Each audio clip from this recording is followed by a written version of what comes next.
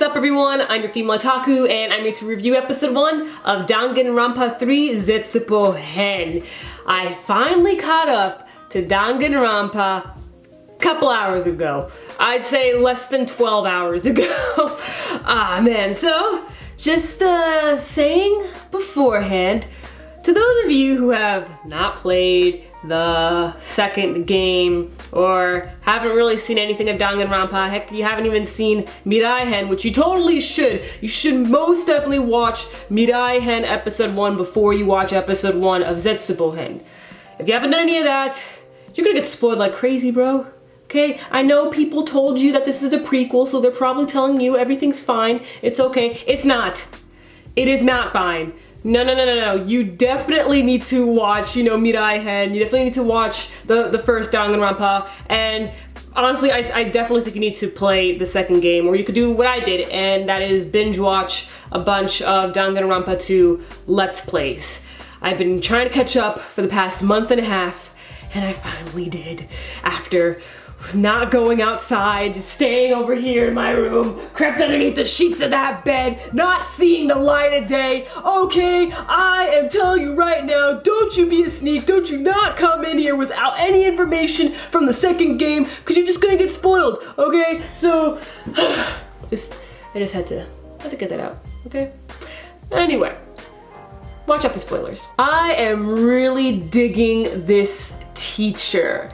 Miss Yuki Zome, I'll just call her Miss Yuki though. She is fun, has so much personality to her, and I'm really happy how they did this episode. They made this episode completely lighthearted because you know what's gonna happen in the future. This is the Zetsubou arc, the despair arc. And having played the second game, you already know what their fates are. So making this such a lighthearted episode was a great choice. And let me talk about the opening for a second. I actually really like how simple the opening is.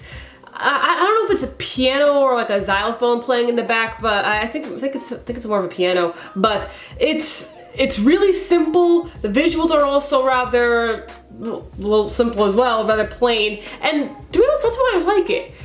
Because again, we know the craziness that's going to happen to them in the future. So it's just like, okay, I see what you're doing here. But I know, I'm watching you, I know. Just going through each and every single character's reintroduction, you could call it. It was a lot of fun.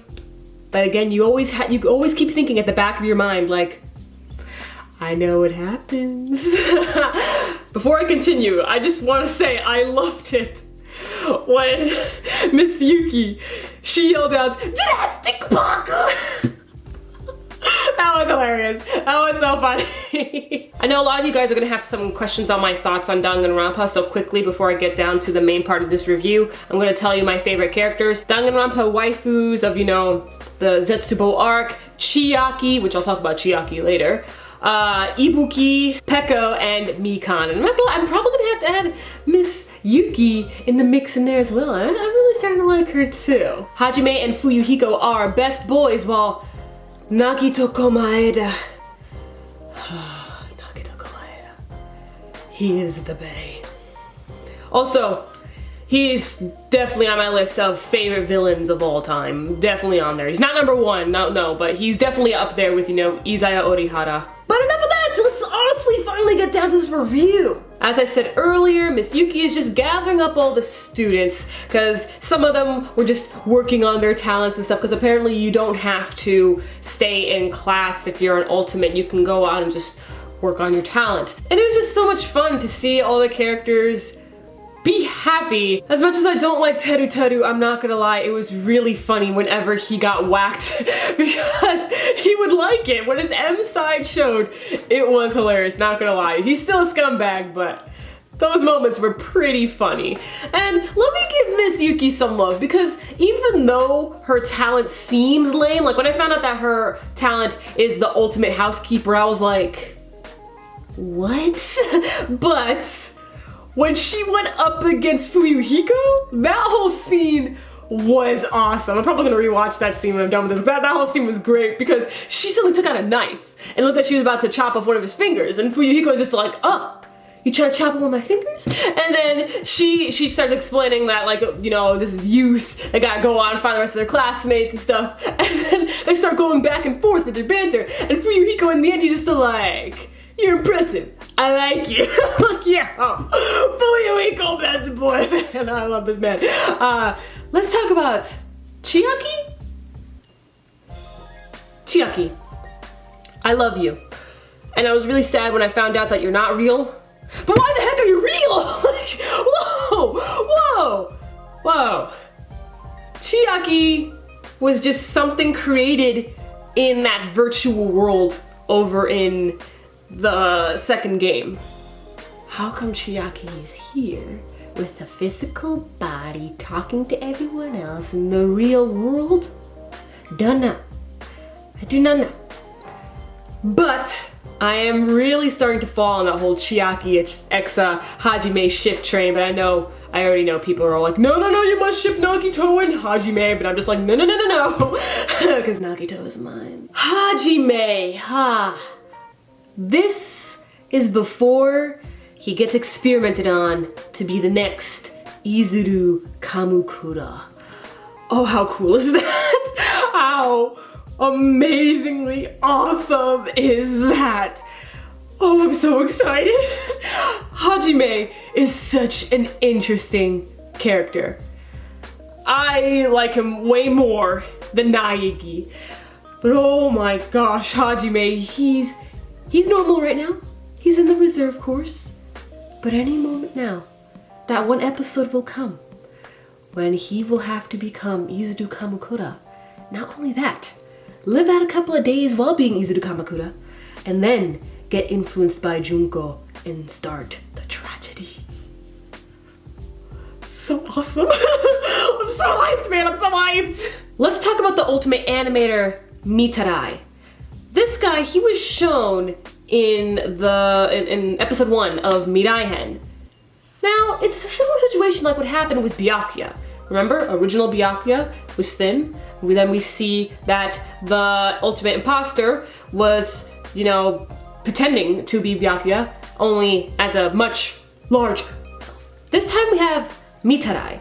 We saw his original thin self over in Mirai-hen, and now we have him here as, again, rather large.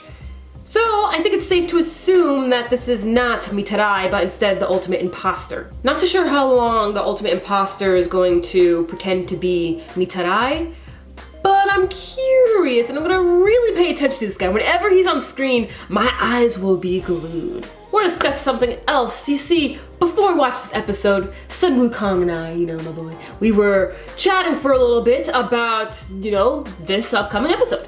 And we were wondering, well, I brought up really, I was thinking that maybe we would get into the backstories. Of course, this is a backstory, but I mean, further on their backstories with their home life.